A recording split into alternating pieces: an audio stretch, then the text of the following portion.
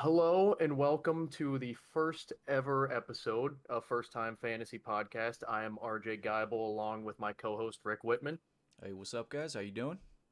and this is definitely not our first time playing fantasy sports, but we are going to analyze everything from a more entertaining perspective. Matthew Berry, Field Yates, all those guys over at ESPN, they throw all of the boring analytics at you, but we will take that information, turn it into more of a discussion-based podcast, and makes it a little more entertaining, a little more fun. For the first 5 weeks or so before the season begins, we will be looking at fantasy relevant players in each division. Once the season begins, we'll look into top performers, waiver wire ads, anything you really need to win your league without having to go through all of the ranking lists and all of the analytics and all the stats. Today, specifically, we will be discussing the NFC West. The way that this format is going to work is I will take one team, pick the most fantasy relevant players from that. Rick and I will have a discussion. Rick will take the next team, and then we'll go back and forth until we finish all four teams. So I will start with the Seattle Seahawks. Obviously, first on my list is going to be Russell Wilson. I have Wilson as a top five quarterback. In my opinion, I've seen a lot of things that say otherwise. He's going to continue to put up big numbers on the Seattle team. He let his frustrations known with the Seattle organization this past offseason. The result of that was mostly nothing. An unchanged offensive line, no real new weapons, but their offensive line was actually ranked 10th best in the NFL last year. So top third of the league, nothing too bad. Not great though, but he really just doesn't have a real reason to complain. It's just that in that division, the offensive lines are great.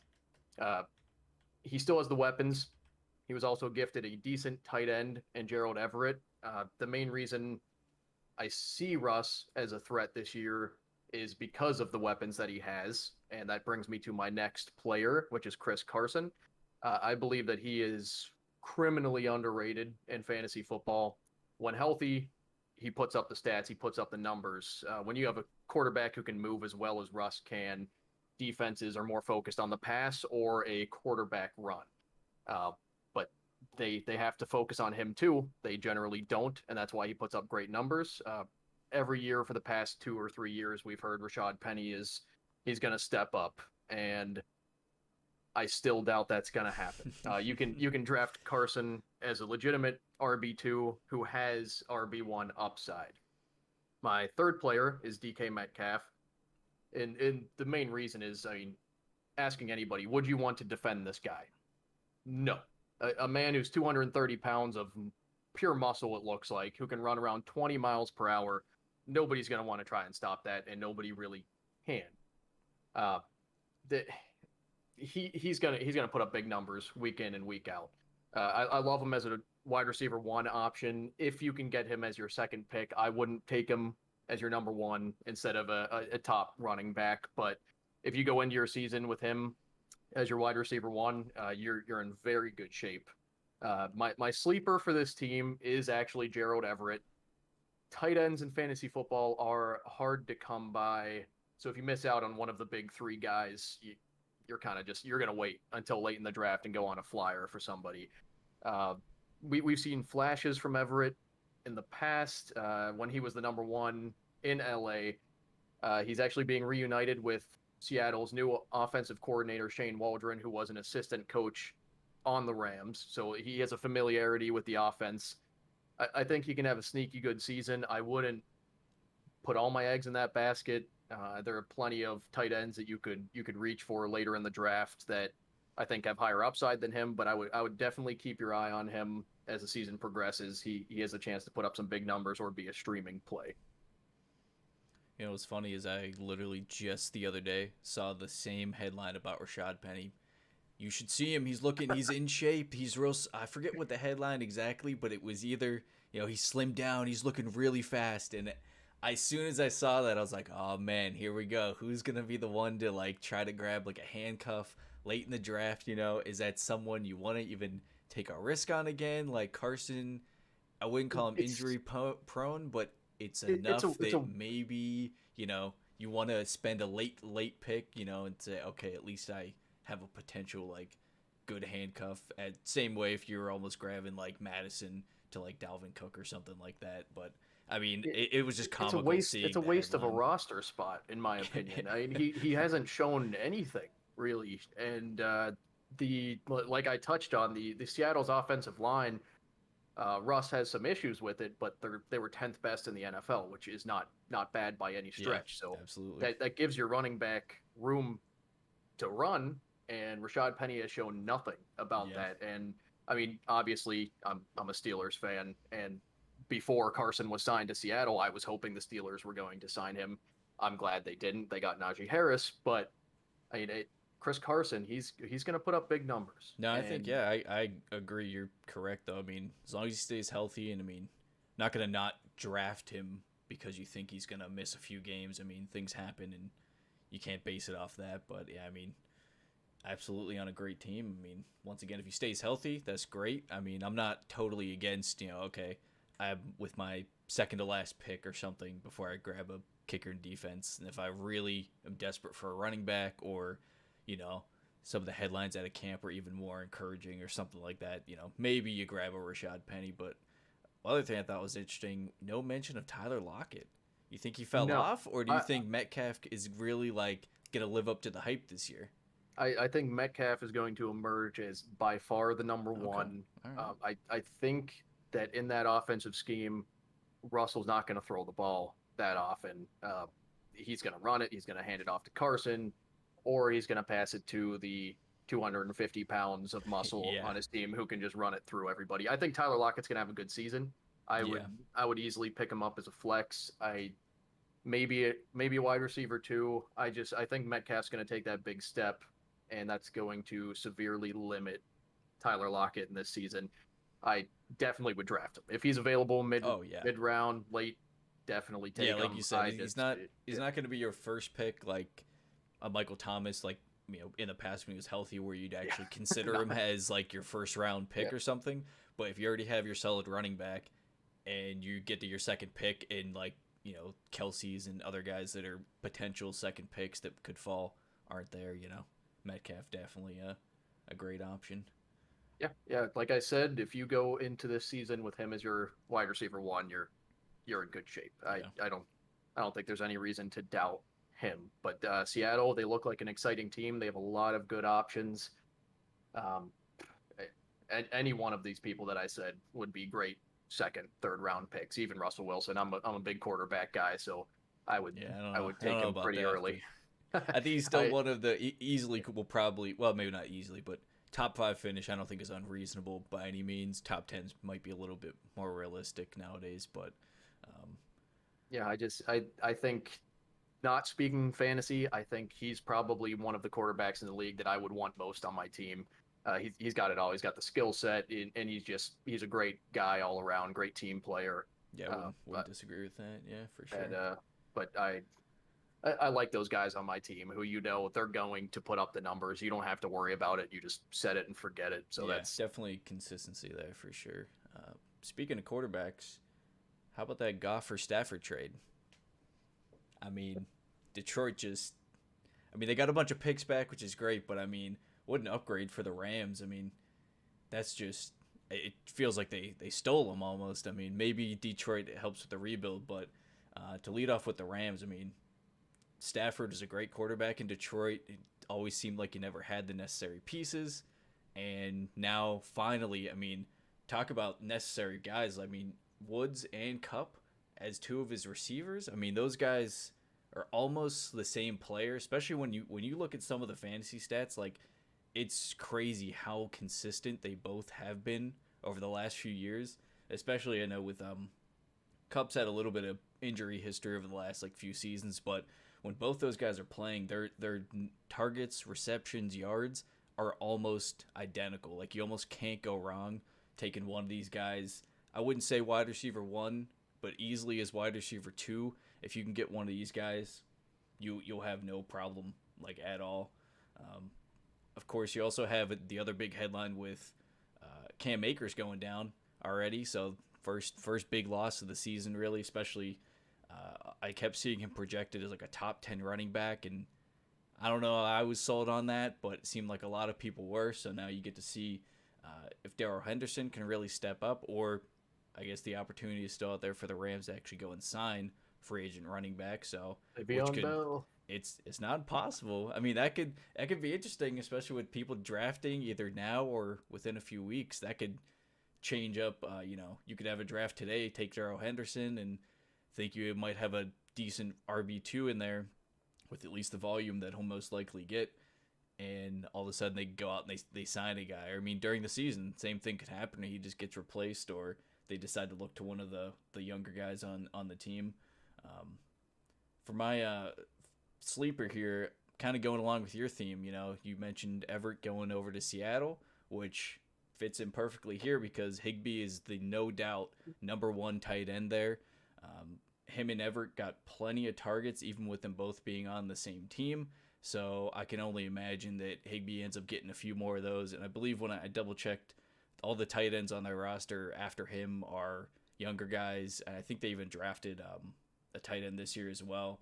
But he is like by far, I mean, Woods and Cup will get their targets, but undisputed Higbee is definitely their tight end one, and wouldn't surprise me at all to see him get a few more few more catches this year, especially with a bunch of targets opening up. So definitely an interesting team that, I mean, I'm kind of glad that they actually have a good quarterback now, and even without Akers, I think the team can easily succeed, and I'm kind of excited to see what Darrell Henderson can actually do, assuming that they really give him the reins of the offense or the backfield there, and they don't just sign someone else. I mean, it's not impossible, but it definitely would be interesting.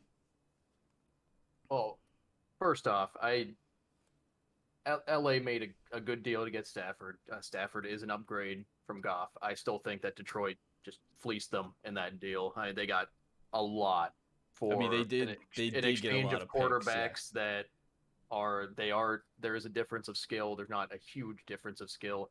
Stafford has proven that he doesn't win big games. I don't care about that when it comes to fantasy. He can win Exactly. games Yeah, in the regular season. that's what Uh, counts. I think that he has a legitimate chance to crack the top 10 for quarterbacks. I, I'm not gonna I'm not gonna draft him as my number one.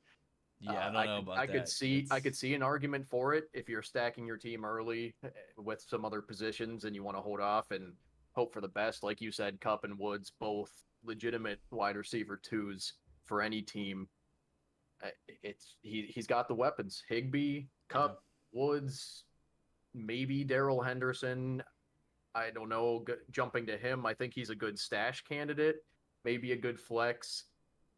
But we've seen with McVay that he deploys different running schemes week to week. Yeah. I mean, That's why I'm you've seen the guys over at ESPN yeah. attempt to tell you who to play, and it never works. I'm almost surprised that they haven't went out and signed someone, only because we already know that they do like have a committee there. Even in this year, it was touted that Akers was supposed to be the legit RB1 and get all this work, and I kept seeing him over and over again projected in going top 10 in fantasy drafts. And I like I said, I wasn't completely sold on No, it. I mean, I saw me either. rankings of him like above Jonathan Taylor, which even I was a little sketchy putting Taylor. A lot of times I've been seeing him around like seventh, which I think is reasonable, but sometimes I was seeing Akers take a step up over him. And I mean, now it doesn't matter because he's obviously injured, but um, it was definitely, I'm more surprised that they haven't gone out and potentially signed someone, even a veteran guy that isn't going to, you're not trying to sign Lev Bell and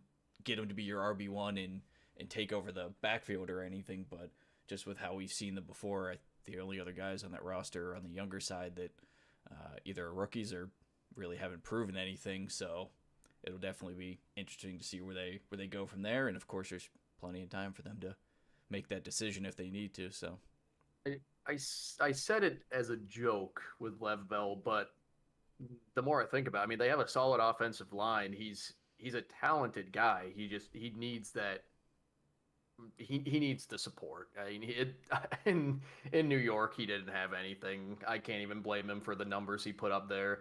And then went to Kansas City, and they probably just signed him, so he didn't sign with somebody who they would play in the future. I mean, Yeah. Yeah, I they mean, I don't had even think he they had took that many. CEH already. Yeah, they didn't seem like they gave him that much work, and not really too surprising. Yeah, well, we just discussed two very exciting fantasy teams, so I guess we'll jump to the not at all exciting fantasy team in the San Francisco 49ers. They are a Super Bowl contender in my eyes, but they do not have many weapons for fantasy football. It's that team will kill you with your defense and then use their serviceable quarterback to just barely win games. Doesn't make for exciting fantasy matchups, but they have a few players to target. Obviously, George Kittle would be the number one. Like I said before, tight ends in fantasy are hard to come by. Kittle should be the second tight end off the board. I I have him close with Darren Waller, but I still have Kittle a little above him. He's coming off an injury plagued season, but he's too good of a player to worry about that. Obviously, Kelsey with the Chiefs is number one for tight ends, but even that, it's not by much. I mean, the whoever the San Francisco quarterback is, it, Kittle's going to be their number one target, and he's going to get the ball often.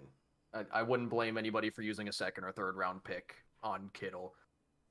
I would personally wait a little bit longer. I think third would be the earliest, but with how rare a good tight end is in fantasy football, I would not blame somebody for using their second round pick on him. I also have Raheem Mostert as one of the players. Every year in San Francisco, there is a cycle of running backs. You never know who. It's similar to the Rams last year. You don't know who's gonna get the runs. Mostert is definitely a flex guy. You can target him later in the draft. Maybe he's somebody you stream in specific matchups. Don't base your core around him. Whenever I ranked running backs, I had him just inside the top 30. So if you're on a 10, 12 team fantasy league, he's a good flex target. Brandon Ayuk, did I say that right? I think so. Off the top of my I head, I can't remember it now, but I, it I, sounds look, I pretty good. looked I looked it up when I was researching, but it's a tough name. Um, Kittle's the number one target for sure. Jimmy G isn't going to be throwing 40 times a game, but Ayuk has the possibility to be a wide receiver two on your team. I definitely consider him more of a flex or a streaming candidate, but maybe Garoppolo starts lighting it up, or maybe the sleeper candidate I have comes into play, and that is Trey Lance. I'm going to tell you now, don't draft Trey Lance, but keep your eye on him. I don't think anybody would be surprised if Garoppolo had a season-ending injury in Week 1. There are far more negatives to Lance coming into this year than there are positives. One of those negatives is that he's barely played any football in the last 2 years. But if Garoppolo goes down, I would stash Lance on your bench for a few weeks, see how it goes. They drafted him for a reason, and that reason is that Garoppolo cannot stay healthy. Better to hold on to Trey Lance and just see what happens. Just stash him on your bench. You're not going to be giving up anybody else. Because I could see, if he plays, I could see him having a Justin Herbert-esque year this year. I wouldn't bet on it, but I could see it happen. Yeah, I think you hit most of that on the head. I mean, fantasy wise, they're not super exciting because, like you mentioned, Jimmy G's not throwing the ball like some of the other top quarterbacks in the league, where you could see a game throwing 30, 40, 45 times, whatever. And yeah, they're not that exciting. I mean, at least Trey Lance, maybe we see him. I wouldn't be too surprised. I mean, I don't think they'll be a terrible team, so maybe they're not forced into that. But, if something happens where they start dropping some games and they want to try it out and see what he can do, it could be interesting. Like you said, it's probably more of a stash and see what happens. But unfortunately, yeah, that team really isn't very exciting in the first place. So at least you know that their running backs might be decent flex or even streamers. But beyond that, yeah, they're not not the most entertaining team. The only guy I really didn't hear you mention was Debo Samuel, but you run into the same issue where they're not throwing the ball a ton every game. So it could be him one week, or it could be Brandon Akayu. I don't know. Ayuk. Yeah, Ayuk. Ayuk is Ayuk. Yeah, there it is. But I see. I just think Ayuk's going to be the guy. He's Debo. Like you said, it's going to be one or the other. I don't see both of them. It's not going to be like the days of Antonio Brown and Juju Smith-Schuster both having 20-plus point games. yeah, and Kittle's going to get his targets on top of that. So how much more room for an offense that that they aren't throwing the ball a zillion times? There's only so much left to go around there. And they're going to be a run-heavy team. So it's either going to be a dump to Kittle or it's going to be a run. And then your rare 15, 20-yard pass that somebody could catch and run in for a touchdown. And that's what you're going to be hoping for with the receivers on the 49ers. Late in the draft, I would recommend grabbing one of them, either Debo Samuel or Brandon Ayuk. They're going to be a great flex player or streaming candidate. It's worth a look.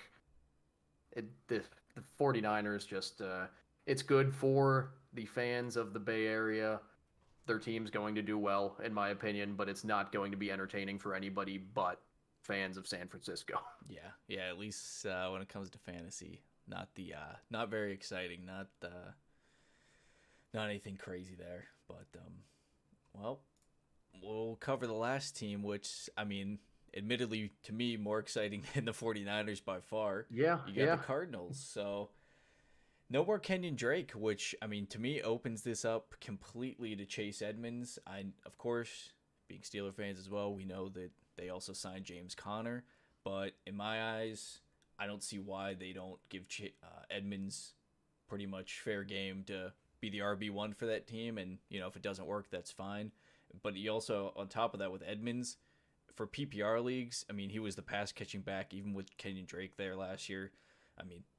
That's like a no-brainer if you want like maybe a solid RB2, someone you can definitely get later in the draft that you're not having to really go out of your way to grab and not necessarily waste a pick, but someone you can actually expect to show up for you, and getting the passes on top of that is a big plus for, obviously, if you are in a PPR league, of course.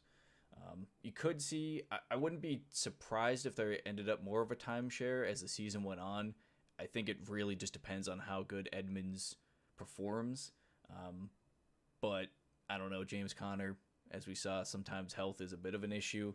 Not something that I think would derail like anything, but if I have to pick one of the two, I don't think there's any world where I'm going to take Conner over Chase Edmonds. I think he's kind of earned that. Not the right to, but I think he's easily their RB1 without a doubt. Of course, you also have Kyler Murray. I don't know what else to say about this guy. He's been great. He's a great dual threat. You still get him running with the legs, and I know that I believe last year it was always touted as the Cardinals having this air raid offense, and while we saw that sometimes they still ran the ball enough, but Kyler proved that you could definitely throw the ball pretty well. I believe last year he only finished behind Lamar in rushing yards when it came to quarterback. So, unfortunately, there was a bit of a headline that came out in June where he said that he did want to run the ball less. I don't think that hurts his fantasy value too much, but counting on him to maybe run 3, 4, 5 times a game and pick up a decent chunk of yards might not be something to expect every week. But I wouldn't be surprised if he's still sneaking touchdowns in. That wouldn't, vulturing a few of those potentially from one of the running backs. And then, of course, you have DeAndre Hopkins. This guy's he's been insane. He's one of the most consistent receivers in the league. He's going to get a ton of targets without a doubt. And on top of that, so far, I don't think there's any word yet, but you don't have Larry Fitzgerald coming back. So even though he wasn't necessarily a wide receiver 2 in the first place, Hopkins was easily the undisputed top guy there without a doubt. They did sign AJ Green, which I thought was kind of interesting, and I do have him as my sleeper. No. I know you might not want to hear it, but would you even want Christian Kirk as your sleeper though? he should, if Fitzgerald doesn't come back, right? Like he is their wide receiver too. But I don't really believe that. Like Kirk hasn't shown that even with Fitzgerald there. He's had a few good games, but to me, AJ Green, I mean, he's a veteran presence. Maybe with Hopkins and Kirk, he doesn't see as crazy matchups. He could benefit from it a little bit. I mean, I'm not expecting like, okay, cool, like he's a great stash at the end of your draft. You probably aren't gonna grab him at all, but having him as like a streamer potentially, especially if they have some good matchups, I don't think is too unrealistic. After last season, I mean, I'm not gonna draft the guy, and I don't think anyone will. Even with Burrow playing the first, was it 10 or 11 games, his stats were pretty abysmal. Um, Not really warranting even a look last year at all. I forget, someone, everyone's league had some guy who took him last year. There you go. Definitely got burned a little bit on that, but good. Well, I was just gonna say to the one person I know for sure who's going to watch this, Craig Taylor. He is in our fantasy league. Do not draft AJ Green. Please don't. Don't do it. We're not trying to mind game you, swear. Just it's not worth it. I mean, I think AJ Green is going to fail miserably in Arizona. I have no ill feelings towards the guy. I think he's a good guy. He was a great receiver. I just don't think it's going to work. Like you said, Kyler Murray's a star. He's not underrated in fantasy. He's underrated in real life football. I constantly see. I think I saw. I don't know. I can't remember if it was. I think it was ESPN who recently ranked quarterbacks in the league, and he wasn't even in the top 12, which I think is really insane. That has to be a mistake or something. There's no way. He can throw the ball. He can run the ball. He's great. He's a star. DeAndre Hopkins, yes, he is crazy consistent, great player. I don't know if anything new has come out, but the vaccine issue concerns me. It's just him publicly saying that he deleted it, but it was out there, so that worries me. Murray also runs the ball a lot, but who else does he have? Like you said, he has AJ Green and Christian Kirk, so Hopkins is going to get the targets. Chase Edmonds he's a potential threat. They've shown time and time again that they don't like to use him. I don't know why. I don't get it. When they do use him, he does well, but they don't do it. I don't know why, and it doesn't give me enough trust in him to draft him. If it's late in the draft, sure, I would grab him as a flex, but I wouldn't do anything more than that. And that's not because of his lack of talent or anything. He's clearly skilled. It's because that team, for some reason, does not like to use him, and the signing of Connor does not give me any more faith in him. Yeah. I mean, seeing them sign Connor definitely like devalues like Edmonds a bit. I'm still pretty high on Chase Edmonds. Maybe, like you said, you might grab him late. Maybe you'll see me. I'm the one that decides to sneak in and grab him a few rounds before anyone else would. Just to insert a few stats, there is about, with Kenny Drake leaving, that opens up 240 carries. So if they decide that Edmonds is their actual RB1, he gets most of that work. I think combining that with enough catches, I mean, you're not looking at like an Alvin Kamara or something like that, but in that offense already where they have some other good pieces in Hopkins, in Murray, that they already, defenses have to be worried about that in the first place.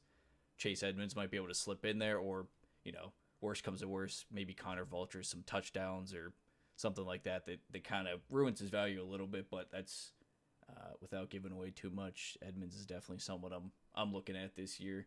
And to put into perspective how good Hopkins is, last season he had 160 targets. The next most was Christian Kirk at 79, and then Larry Fitzgerald at 72. So take that stat with what you will. Compare it to last year's if you want to do some of your own research, but the guy just is a monster, and they're going to throw him the ball no matter what. I mean, it's kind of when I was looking at it, I was almost a little like shocked just because I mean Kirk and Fitzgerald aren't terrible or anything, but I mean he literally doubled their targets like it wasn't even close. So, but obviously Hopkins is absolutely someone's grabbing him probably end of the first round, early second, which won't be too surprising, and definitely think that team has a ton of fantasy potential, even with. I know you didn't like the AJ Green sleeper, but right matchup.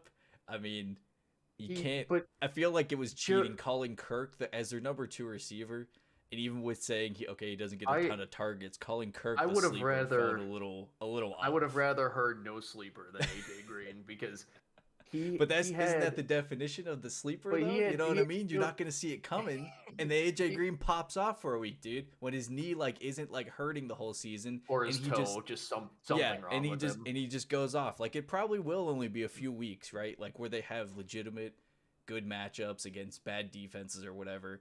And because you have a quarterback in Kyler Murray and DeAndre Hopkins is getting the attention, that recipe, you whip that up just right. There's a chance. I'm not saying draft him, but keep in the back of your mind. Joe Burrow last year, as I said before, I made the mistake of drafting AJ Green. It was very late in the draft, so it's not like I missed out on somebody great. But Joe Burrow was throwing dimes right into his hands the first 10 games, and he just dropped them. He looked like a Steelers receiver. He just dropped it every time. Unfortunately, yeah. I mean, plus Burrow was throwing I forget. I remember I looked it up when I did some research for that division, but he was throwing averaging an insane amount of passes a game. And a lot of them were to Green. Yeah, you're throwing 40 passes a game, and at that point, you probably could have still said AJ Green was one of their top 2 receivers. Mm-hmm. I mean, he was coming off an injury, and I know he's a little older compared to some of the guys on that squad, but his stats were abysmal for even the first 10 games that Joe Burrow did play. They were very, very bad. So, but I mean, hey, that's why he's the sleeper, right? You don't see him coming. That's the point. Oh, Rick, something that we didn't discuss, but I'm going to throw at you real quick. Number 1 and number 2 fantasy player of the 4 teams in the NFC West. Go. Whole division, number 1 and 2. Number 1, Hopkins for sure. Number 2, oh boy. That's pretty tough. I'd probably go. I think I'm gonna go with Metcalf, second receiver. You almost convinced me on the Russ. I know you're a QB guy. You almost convinced me on there, but I think those 2 receivers are probably gonna go pretty close. I wouldn't. It always depends, how the first round shakes out. If enough running backs are gone, I mean, people are just gonna gravitate to best available after that. So I wouldn't be surprised if those 2 guys are both gone by easily the end of the second round potentially. Yeah. So I like grabbing my wide receivers later in the draft. The NFL is so deep with wide receivers, so I'm gonna pick George Kittle and Russell Wilson as my 1 and 2. Tight ends are just non-existent outside of Kittle, Waller, Kelsey, obviously. I mean, you had 2 good tight ends go to New England, but they're both on the same team now. Yeah, that'll be interesting. They can still deploy them in a certain way that can give value to both week in and week out, but we'll have to find out on that. But yeah, I would say George Kittle and Russell Wilson are my top 2. With George Kittle, like I said, tight ends are rare, or good tight ends are rare. And then with Russell Wilson, if you draft him, it's like drafting a Mahomes or even a Murray. You could set it and forget it. Yeah, I think they finished the season pretty close to each other. I know Murray finished as QB3. I remember Russ being up there as the season went on. I think I was trying to trade for him at some point. There was a team that had both actually Murray and Wilson on it, and I was trying to grab one of them. And I think at the time they were like QB1 and 2. So, I mean, I doubt that they finished the season too far outside of that. But yeah, Russ is definitely one of those set it and forget it guys. The consistency definitely makes that a pretty easy pick. But yeah, so NFC West, a few exciting teams, one not so very exciting team. We will We will post just a summary of this so you can see who we're looking at and who we think will be the best players.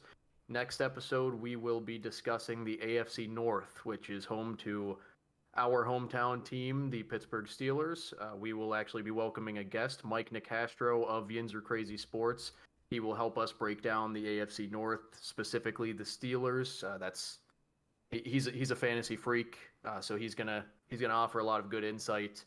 But you can expect 2 of these episodes a week up until the season starts, and then we will be breaking down, like I said before, waiver wire ads, performances of the week, and who you should be looking at from then on throughout the season.